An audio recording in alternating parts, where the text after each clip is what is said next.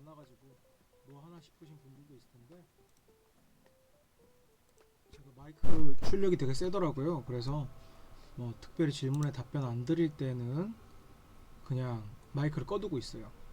아니면 제가 BSM 할 때 마우스나 키보드 소리가 너무 시끄러워가지고 BSM 하는데 방해가 되실까봐 BGM만 약간 틀어놓고 마이크는 꺼두고 있습니다. 다시 꺼둘게요.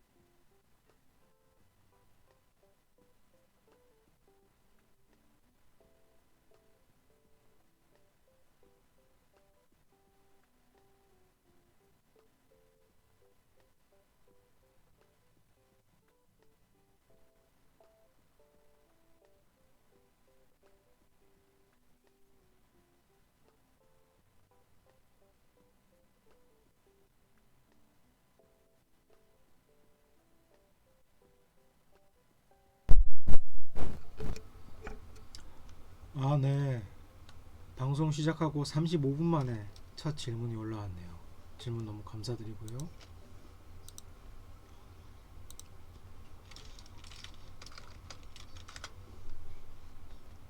질문해주신 내용이 23절, 25절에 기록된 의미가 뭘까요? 몸을 맡기지 않으셨다는 건 무슨 뜻일까요? 이렇게 되어 있는데 24절에 몸을 의탁하지 아니하셨으니 이렇게 나와 있죠. 그 내용을 다루는 겁니다. 위에서 예수님이 성전 이야기를 하시죠. 사람들이 표적을 보여라라고 하니까 예수님이 성전 이야기를 하시면서 이제 너희가 이 성전을 헐어라. 19절에 너희가 이 성전을 헐어라. 내가 사흘 동안에 일으키리라 라고 이야기하셨을 때에, 이렇게 이야기하셨을 때에 예수님은 이때 그걸 말씀하고 계시죠. 당신께서 십자가에서 돌아가시고 부활하시는 그 사흘, 그래서 이 시대의 성전이 했던 하나님과 사람들을 연결해주는 그 역할을 예수 그리스도가 새 성전이 되셔서 새롭게 하겠다라는 이야기를 한 건데, 20절 보면은 유대인들은 전혀 무슨 말인지 이해를 못하고 있어요. 당연한 거죠. 당연한 반응이죠. 예수님의 십자가 사역은 이때 사람들은 짐작도 못할 일이었으니까요. 유대인들은 뭐 갑자기 성전 얘기해, 이런 얘기하면서 감도 못 잡고 있고, 심지어 제자들도 위에서 보면은 예수님이 성전 정화 사건을 하시는데 그게 그냥 이분이 개혁하러 오신 분인가 보다, 선지자 같은 분인가 보다, 이 정도로만 이해하고 있었던 거예요. 그러니까 예수님의 성전 정화 사역뿐만 아니라 사흘 만에 성전을 다시 세우겠다라는 그 말씀을 이해한 사람이 이 순간에 한 명도 없는 거죠. 이 순간에는. 그래서 22절에는 이렇게 돼 있잖아요. 심지어 제자들마저도 죽은 자 가운데서 예수님이 살아나신 후에야 이 말씀하신 것을 기억하고 성경과 예수께서 하신 말씀을 믿었더라. 그러니까 예수님께서 사람들에게 믿게 하고 싶고 알려주고 싶은 거, 이제 성전을 대신해서, 아니 성전이라는 그런 한계가 뚜렷한 그런 걸 대신해서 내가 새 성전이 되겠다. 예수 그리스도가 죽고 다시 살아남으로써 새 성전이 돼서 하나님 통치를 받을 수 있게 해주는 통로가 될 것이다. 이게 예수님이 믿게 해주고 싶은 내용들이었는데, 이 시대 사람들은 자기가 믿고 싶은 대로 믿거나 아니면 온전히 못 믿고 있거나 아니면 예수를 오해하고 있거나 이런 거예요. 제자들처럼 아 우리 예수님은 성전을 개혁하러 오신 분인가봐, 선지자 같아, 이런 식으로 일부분만 이해하고 있는, 어떤 방법으로 얼마나 대단한 의미로 그런 일을 하시는지는 깨닫지 못하고 있고 그냥 선지자인가 요 정도로만 예수의 메시지를 이해하는 사람도 있고, 그냥 예수가 하는 행동이 너무 마음에 들어서 예수 그냥 나 예수 너무 좋은데 예수 따를 만한 사람인데 그냥 이런 사람들도 있고, 누군가는 아유 저 예수 저거 이상한 놈이야 헛소리하고 다녀, 어? 혹은 성전 시스템에 도전하는 우리의 기득권을 침해하는 놈이야, 이런 식으로 이해하는 세 종류. 이해는 하는데 좀 부족하게 이해하고 있거나, 두 번째로는 자기 좋은 대로 따라다니는 그 공관복음의 무리로 표현되는 그런 개념이거나, 아니면 세 번째로는 예수의 대적자로서 예수를 오해하고 이렇게 뭐랄까 미워하는 그 그룹. 그러니까 아무도 예수님이 원하시는 대로 믿지는 않고 있었던 거예요. 그러니까 예수님은 23절 6월절에 예수께서 예루살렘에 계시니 많은 사람이 그 행하시는 표적을 보고 그의 이름을 믿었으나, 사람들이 믿긴 믿었는데 예수께서 알려주시고자 하셨던 그 온전한 믿음이 아닌 거지. 자기 믿고 싶은 대로 믿거나 아니면 부분적으로 이해하고 있거나 하는 좀 모자란 믿음이었던 거예요. 그래서 예수님은 그들이 얘네가 진짜 하나님의 복음을 깨달았구나, 얘네가 진짜 내 제자구나, 이 사람들과 이제 하나님 나라를 만들어 가면 되는구나, 이런 식으로 그 사람들한테 의탁하지 않으셨다.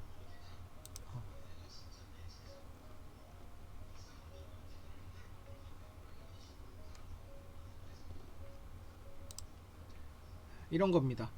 그렇죠? 그래서 간단하게 정리하면 15절 아니 여기 예수께서 성전에서 성전 정화 사건이 있는데 성전에 정화하시는 사역을 하시고 사흘 후에 성전 세우고 이런 말씀을 전하심으로써 예수가 사실 알려주고자 하셨고 의도하셨던 것은 이 성전 말고 이 성전이 하지 못하는 것들을 뭐랄까 예수님이 이후에 죽고 부활하셔서 하나님 나라를 가져와서 진짜 하나님 통치를 받게 해주는 새 성전이 될 것이다.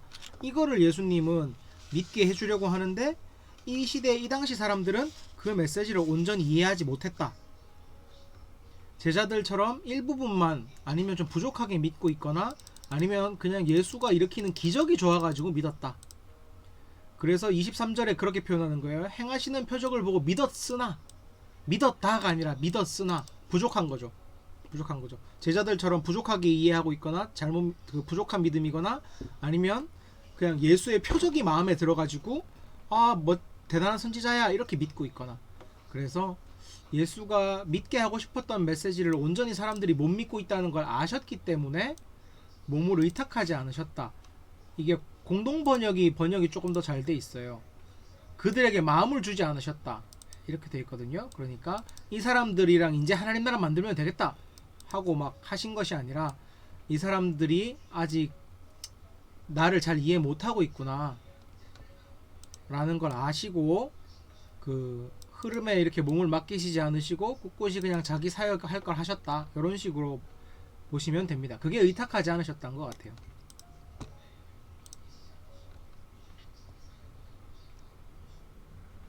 삐코달님 질문 감사합니다. 오늘 이거 보셨던 것처럼 방금 설명에도 잠깐 나왔던 것처럼 확실히 오늘 BSM 할 때는 이 성전의 의미랑 또 예수님이 왜 성전을 터셨을까 요런 거, 그리고 예수님이 하신 메시지와 사람들이 이해한 메시지가 좀 다르잖아요. 여기서 그 사이의 간극에 대해서 연구해 보는 게 상당히 도움이 됩니다.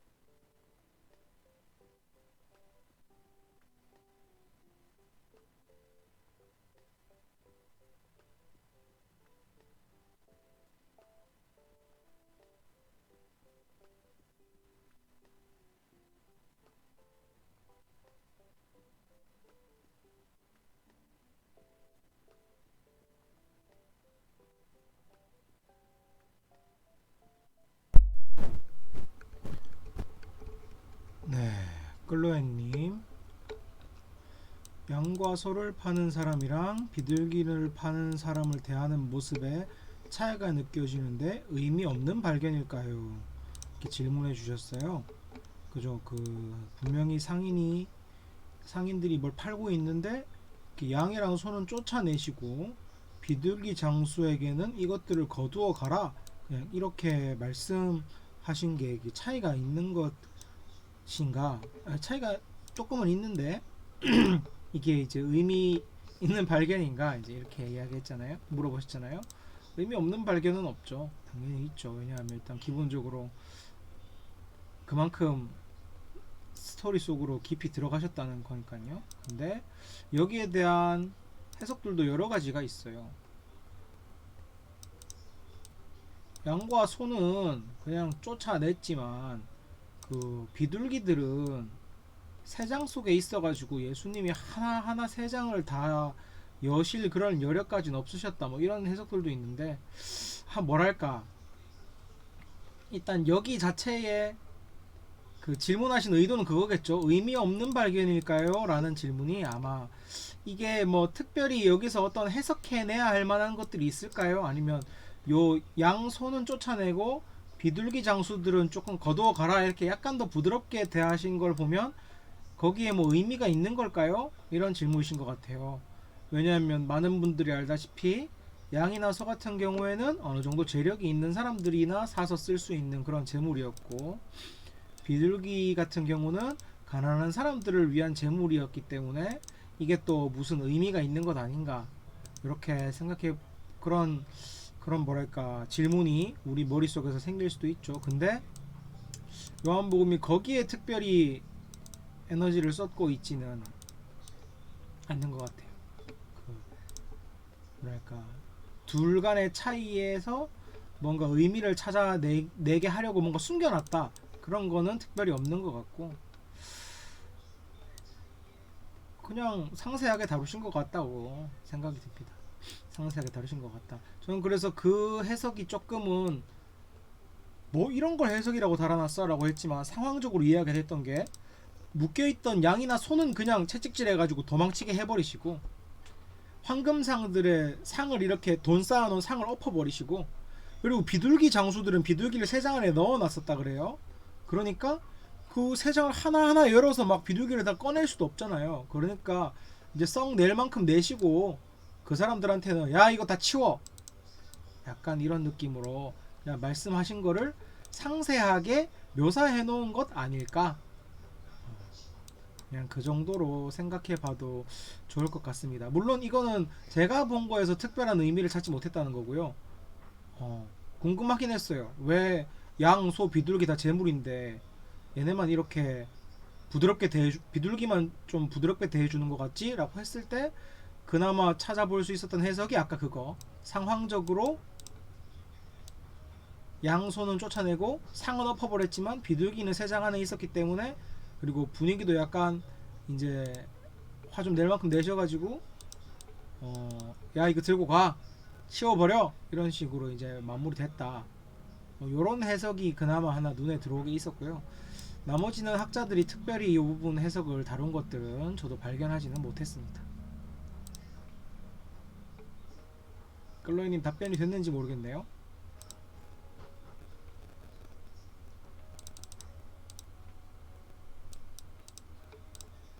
어차피 장사하는 집으로 만들고 있다는 점에서 이들이 똑같은 카테고리 안에 다 들어가 버리긴 했죠.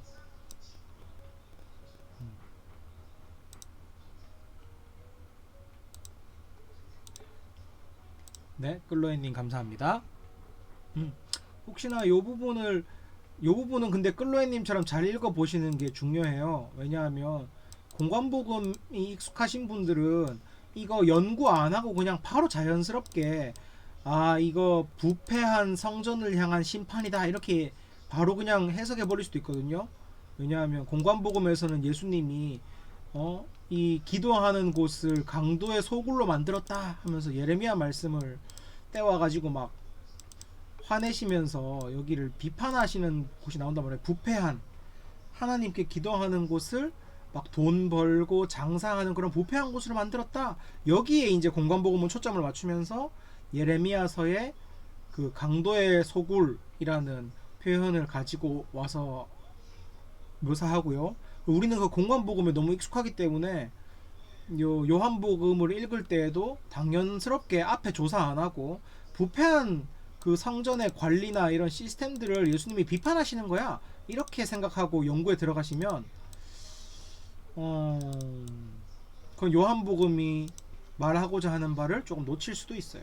그래서 공관복음에서 익숙한 배경이라고 생각하시면서 강도의 속을 떠올리시면서 이거는 성전에서 장사해서 성전에 장사하는 그런 부패한 성전 시스템을 예수님이 그 거룩한 분노로 조지시는 거야. 이렇게 생각하면서 접근하시지 않고 일단 하나하나 풀어가 보시기를 바랍니다.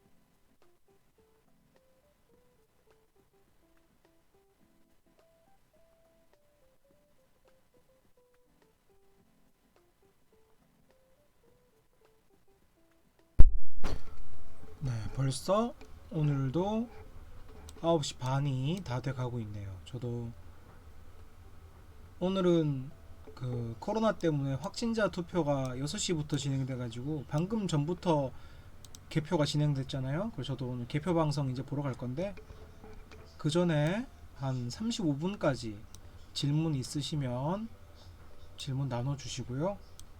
특별히 질문 나눠주시는 게 35분 돼서 없으면 제 나름대로 오늘 읽어본 연구해본 요한복음 내용들 조금 나눠보고 오늘 방송은 마쳐보려고 합니다.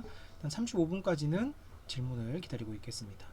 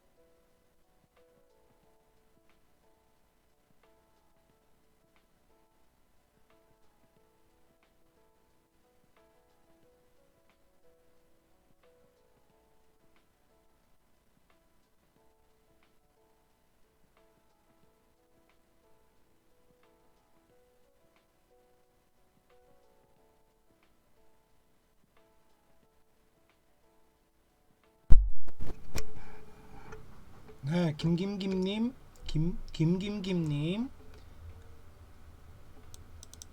질문해 주셨는데, 아마 이 자료를 보았을 때 제사의 의미가 변질되었기 때문인 것 같다. 당시 상황을 조금 더 설명해 주실 수 있을까요? 라고 질문해 주셨어요. 그렇죠. 요한복음 이 뭐랄까 예수님께서, 근데 사실 요한복음은 아니에요. 이거는 나중에 얘기 안 해도 될 것 같고, 질문해 주신 거에 한번 초점을 맞춰서 해볼게요. 제사의 의미가 변질돼 가지고 예수님이 성전 정화 사건을 하신 것 같은데, 당시 상황을 조금 더 설명해 주실 수 있을까요? 라고 질문해 주셨죠. 근데 그런 부분은 분명히 있습니다.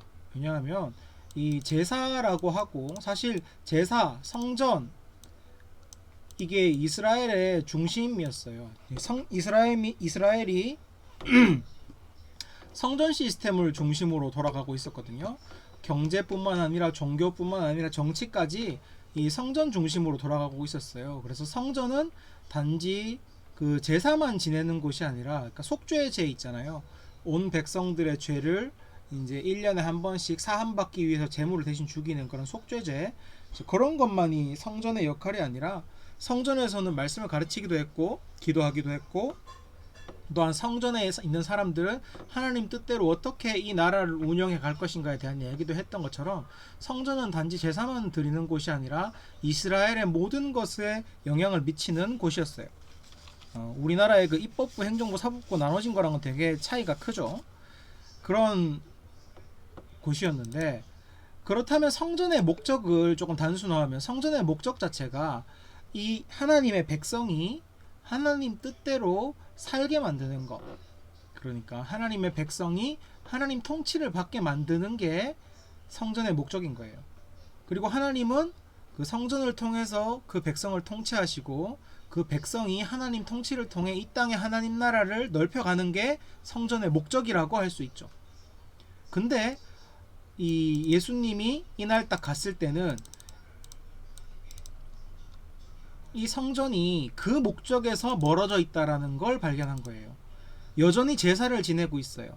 그러니까 공관복음에서는 뭐를 가지고 많이 터냐면요, 여기서 장사하고 있다라는 사실, 그리고 이 장사를 그 유대 종교 지도자들이 눈 감아주고 금전적인 이익을 얻고, 이제 그런 것들, 이 성전을 장사하는 곳으로 만들었다라는 거에 되게 큰 초점이 맞춰져 있는데, 요한복음에서는 그것을 넘어서 그냥 성전이 제사도 지내고 있고 뭐도 하고 있고 성전으로서 역할을 하고는 있는데, 그게 껍질만 지키고 있지 하나님 통치를 받는 것에는 별 관심이 없다는 걸 보신 거예요.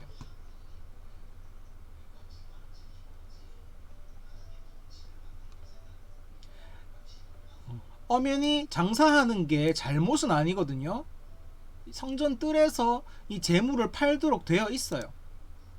율법에서도 되어 있고요. 제가 그 구절을 정확하게 모르겠네요. 근데 여러분들이 주석을 찾거나 검색해보면 나오실 거예요. 실제로도 이거 자체가 아주 금지되어 있거나 완전 잘못된 부분이 아닌 거예요. 실제로 예수님이 이것들을 막 갈아엎으니까 사람들이, 야, 너는 무슨 권리로 이걸 갈아엎어? 라고 물어봤던 만큼, 이것은 부정부패가 들킨 현장이라기보다 예수님이 갑자기 갈아엎은 상황이거든요. 그래서 이 성전은 제 기능을 하고 있었어요. 이 시대 사람들이 보기에는 제사 지내고 있었고, 제사를 위한 그런 제물들도 팔고 있었고, 그냥 하고 있었는데, 예수님은 이곳은 여기 어딨죠? 그렇지, 내 아버지 집을 장사하는 집으로 만들지 말라면서 예수님이 이 16절에 화를 내시잖아요. 그러니까 이곳은 하나님 통치를 받아야 돼. 하나님 통치가 어떤 것인지 깨닫고 의미를 알게 되고, 또 그것을 온 이스라엘에 퍼뜨리는 역할을 해야 되는 곳인데, 얘네가 그런 걸 안 하고 그냥 제사 지내고 그냥 종교적인 역할을 수행하는 곳, 그냥 이스라엘의 정치적인 역할을 수행하는 것으로 변질되어 있는 것을 본 거예요. 그래서 제사의 의미가 변질되어 있다라는, 제사의 의미가 변질되어 있기 때문인 것 같다라고 말씀하신 게 적절한 부분인 것 같은데, 제사의 의미는 사실 내 죄를 없앤다도 있지만 하나님 뜻대로 잘 살기 위함이잖아요. 하나님 통치를 받들기 위함이거든요. 근데 그걸 안 하고 그냥 제사 지내는 거에서 끝인 거예요. 제사 지내는 거에서 끝. 우리말로 바꾸면 이렇게 되겠죠. 교회가 하나님 뜻을 깨닫고 선포하고 행해서 하나님 나라를 이루기 위해 살아가는 곳이 되어야 되는데, 교회가 그냥 예배만 드려. 교회가 찬양만 해. 교회가 헌금만 내. 그러면서 종교심을 채운다거나 그냥 종교로서의 역할만 해. 하나님 나라와 무관하게. 그런 식으로 하고 있는 게 지금 성전의 모습이에요. 똑같이 예배를 드려도 그 예배가 하나님 통치를 받기 위한 걸로 이어지지 않고요. 똑같이 기도하고 말씀을 가르쳐도 그게 하나님 통치를 이스라엘에서 이루어내기 위해서 하고 있었던 게 아닌 거예요. 그냥 원래 성전이 그거 하는 데니까. 하나님은 하나님 뜻대로 살라고 성전을 주셨고, 그 성전 안에서 제사도 지내고 예배도 드리고 기도도 하고 말씀도 하고 또 이스라엘의 정치적 상황을 나누면서 하나님 뜻이 뭘까를 연구하라고 성전을 주셨는데, 그래서 성전을 통해 하나님 나라를 이루고 싶어 하셨는데, 성전이 예배도 드리고 기도도 하고 뭐도 하는데 하나님 통치, 하나님 나라를 만드는 데서는 관심이 없었던 거죠. 목적은 사라지고 그냥 원래 하던 역할, 어쩌면 종교적 의무만 남아있는, 혹은 똑같은 종교적 행위를 통해서 사람들의 욕심을 채우고 있는 그런 성전이 되어 있는 걸 보신 거예요. 그래서 이제 이 성전 정화 사건을 일으키신 것이다. 이게 성경에 자주 나오는 그런 거죠. 아무리 좋은 전통일지라도 시간이 지나면서 그 정신과 목적을 잃게 되고 껍데기만 남게 되고, 심지어 껍데기만 남는 게 아니라 그 껍데기가 사람들에게 악용되는 그런 율법의 한계, 이 성경에서 많이 짚어준 율법의 한계가 여기서도 똑같이 드러나는 거고요. 그래서 예수님이 그 한계가 있는 이 성전 시스템, 이거 이제 허무르고 이것의 시대가 허물어졌고 나를 통해서 오게 되는 하나님 나라, 진짜 이제 성령을 통해서 바로 오게 되는 하나님 통치를 받는 하나님 나라가 오게 될 것이다. 이 얘기를 하시는 거죠. 그래서 여기서 당시 상황은 그거라고 할 수 있습니다. 성전 시스템이라는 하나님 나라를 이루기 위한 아주 좋은, 하나님께서 주신 아주 좋은 전통이자 율법적인 시스템이 예수님 시대까지 넘어오니까 하나님 나라를 만들어야 된다라는 목적은 있고, 그냥 종교 그 자체, 권력기구 그 자체로 남아있게 되어버렸고, 기능을 원래 목적을 잃어버린 거죠. 기능만 남고. 근데 그것이 율법의 한계다. 율법의 한계다. 하나님 그것을 아셨고 예수 그리스도를 통해서 성령으로 하나님 통치를 받으며 살아갈 수 있는 그 나라를 주시기로 했는데, 그게 오늘 예수님이 은근슬쩍 비치신 내가 사흘 만에 성전을 다시 세우겠다, 이 말씀이다. 하지만 이 시대 사람들은 이해하지 못했죠. 네. 김김김님께 설명이 잘 되셨을지 모르겠고요. 김창대님, 바리새인들처럼요? 라고 하자니 바리새인들은 좀 달라요. 바리새인들은 조금 다른 게, 우리가 바리새인이 워낙 예수님한테 많이 털리니까 아주 나쁜 사람들로 이해하고 있지만, 이 시대적 상황으로 봤을 때 이런 성전 시스템이 아까 얘기했죠. 전통만 남아가지고 율법의 정신이나 목적을 제대로 살리지 않고 시스템만 남아 있었다고. 그래서 악용되기도 하고 하나님 나라를 만든다는 목적을 위해서 사용되지 않고 있었다고. 근데 바리새인들은요, 오히려 거기서 좀 개혁파들이었어요. 하나님 말씀을 잘 구현해가지고 하나님 나라 만드는 목적으로 돌아가야 되지 않겠냐, 이걸 주장하는 사람들이었거든요. 그러니까 바리새인들처럼요 라기보다는 이 시대의 대표적인 사두개인들의 생각이라고 더 볼 수 있겠죠. 바리새인들은 개혁의 방향이 잘못됐거나 좀 이미 한계를 드러낸 율법을 다시 붙잡았다는 데에서 실패하게 되는 거지, 이 사람들이 기득권이었다거나 그 하나님 나라를 소망하지 않고 종교주의, 종교의식에만 빠져 있었다거나 그러지 않았어요, 바리새인들은. 그래서 바리새인들처럼 보다는 사두개인들처럼이라는 게 조금 더 어울리는 설명일 것 같습니다. 혹시나 질문 더 있으시면 44분까지 해주시고요.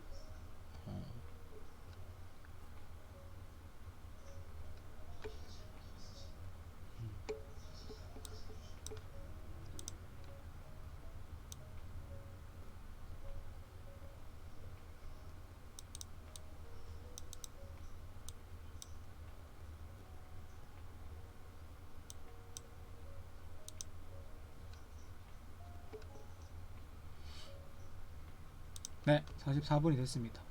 저도 나름대로 오늘 해본 것들 한번 나눠보고 그럼 오늘은 마무리 해보도록 할게요. 저는요 오늘 BSM 하면서 혼자 나름대로 BSM 제목을 종교가 아니라 기독교라고 제목을 붙여봤어요. 뭐 밑엔 제가 던져봤던 질문들이에요. 왜 성전을 정화했지?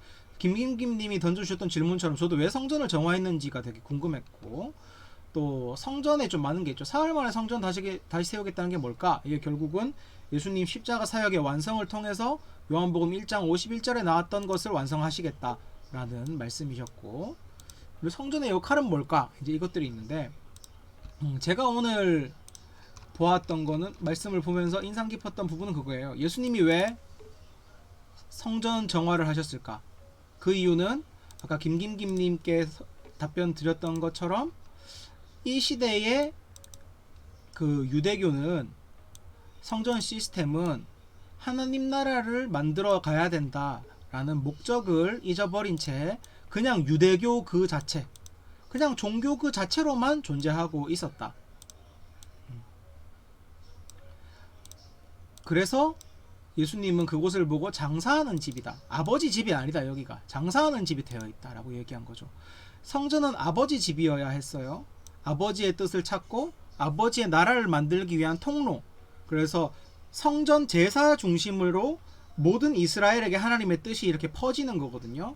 그래서 이스라엘이 하나님 뜻대로 살 수 있게 되는 거였어요. 마치 왕국시 다윗 왕 같은 사람들이 왕의 그런 바른 통치를 통해 온 이스라엘이 하나님의 통치를 받아서 이스라엘 하나님 나라가 될 수 있었던 것처럼 성전 시스템은 그런 거. 제사장과 종교 지도자들이 있고 그들을 통해서 하나님의 뜻이 이 땅에 연구되고 그리고 이 땅에 퍼져서 이스라엘 백성이 이 성전 시스템을 통해 하나님 뜻을 알고 하나님 뜻대로 세상을 만들어가고 하나님 나라를 세워가는 그런 목적을 가졌어야 되는데 어느 순간 그 목적을 잃어버리고, 어느 순간은 아니에요. 그런 율법의 한계, 사람의 죄성이죠.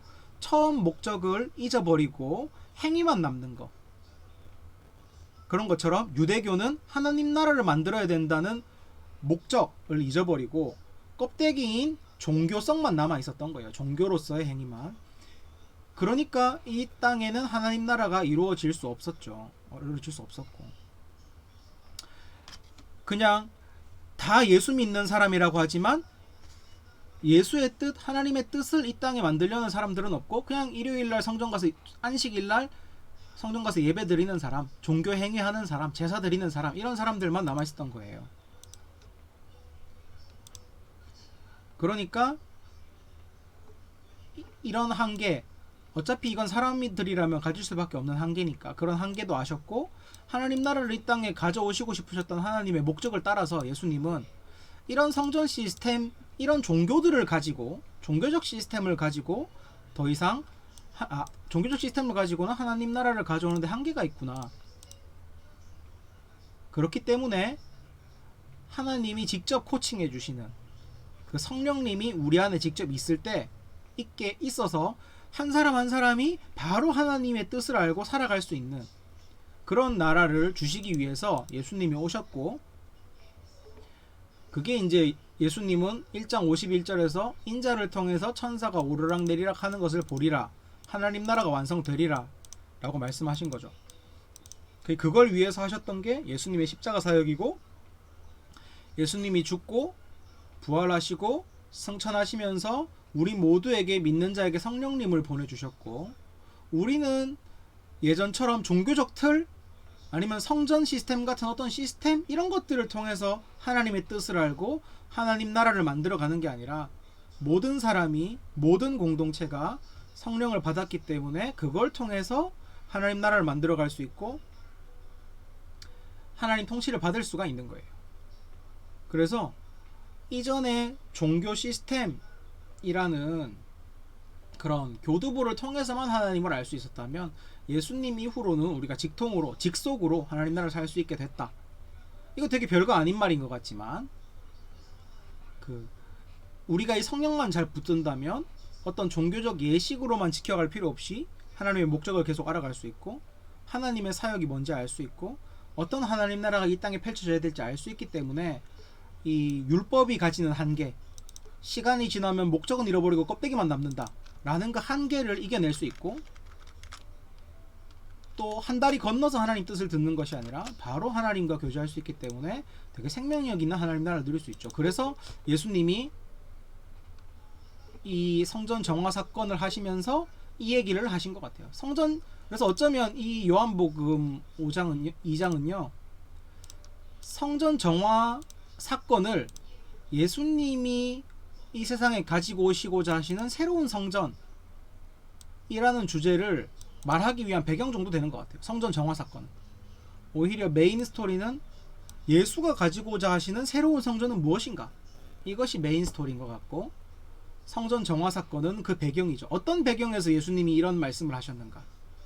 그래서 하나님 나라를 만들겠다는 목적을 잊어버리고 껍데기만 남은 종교로 남아있는 유대교 성전 시스템, 그 한계를 아시고 예수님은 예수님은 하나님 나라를 만들 수 있는 새로운 방법, 예수의 성전, 예수님이 십자가에 돌아가셔서 부활하시고 승천하셔서 성령을 보내주셔서 모두가 그 성령의 인도를 받으면서 하나님 나라를 만들어가며 살 수 있는 삶, 그게 예수가 가지고 오셔야 하시는 새 성전이다, 이런 이야기였고, 그래서 저는 이 말씀을 보면서 콘텐츠화된 소비되는 종교를 많이 떠올랐어요. 우리가 일요일날 교회 가고 찬양 드리고 설교 듣고 교제하고 많이 하지만 우리의 종교 생활도, 아니 우리의 신앙 생활도 어쩌면 이때 유대인들이 비판받았던 종교 생활처럼 되어 있지는 않는가. 이게 종교잖아요. 요즘 세상에서 이야기하는 종교 뭐예요? 신앙심, 종교심을 충족시킬 수 있고 좋은 삶을 배우고 뭐 말씀을 배우고 찬양도 하고 신자들끼리 같이 교제도 하고, 이게 이제 세상에서 이야기하는 종교라는 카테고리가 이야기하는 거란 말이에요. 근데 그게 교회에서 해야 되는 일이라는 걸 부정하진 않겠지만, 교회는 무엇을 위해 그것들을 하느냐, 무엇을 위해 종교적인 활동들을 하느냐, 교회는 하나님 나라를 위해서 종교적인 활동들을 해야 되는데, 만약에 하나님 나라를 만들거나 하나님 통치를 받겠다라는 목적 없이 그냥 종교 생활을 하는 거, 그게 이제 콘텐츠화된 소비되는 종교인 거죠. 우리도 그런 신앙생활 많이 하는 것 같다 라는 생각이 많이 들었고, 그냥 출석하고 말씀 듣고 깨닫고 배우고 할당량 채우는 그런 종교적인 행위를 한다면, 예수님께서 우리에게도 찾아오셔서 채찍 휘두르시면서 너희 내가 새로운 성전을 줬는데도 왜 아직도 그냥 종교 생활을 하고 있냐, 나는 하나님 나라를 살아갈 길을 줬는데 니네는 왜 아직도 껍데기인 종교에만 매달려 가지고 생활하고 있냐, 이렇게 비판하실 것 같아요. 그래서 제가 BSM 제목을 종교가 아니라 기독교라고 붙인 이유는, 종교라는 이미지가 너무 콘텐츠화되어 있고 소비되는 그런 모습이 있고, 우리의 생활이 종교 생활이 아니잖아요. 우리 신앙생활은 종교 생활이 아닌데,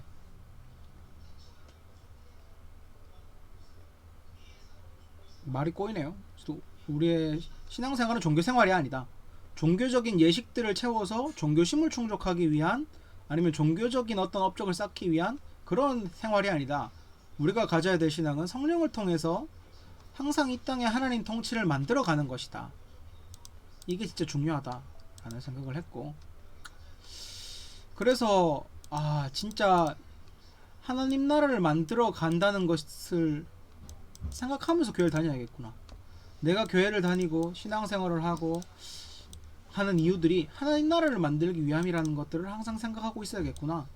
아니고면 그냥 교회가 익숙해지고 종교 생활을 하는 거라면 우리도 똑같이 하나님께 채찍질 당할 수도 있겠다. 예수님의 십자가를 허망하게 만드는 것일 수도 있겠다 라는 생각이 들었어요.